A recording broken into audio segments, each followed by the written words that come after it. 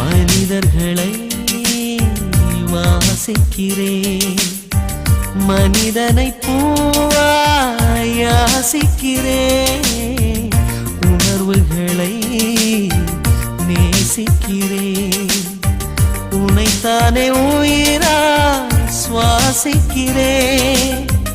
எனக்குள்ளே உன் மூச்சு, எதற்காக என் மூச்சு? அடிமௌனம் வேண்டாம் கண்மணியே, ஒரு வார்த்தை பேசிவிடு. நான் எனக்குள் இல்லை, தொலைத்து விட்டேன், நீ என்னை மீட்டுக் கொடு.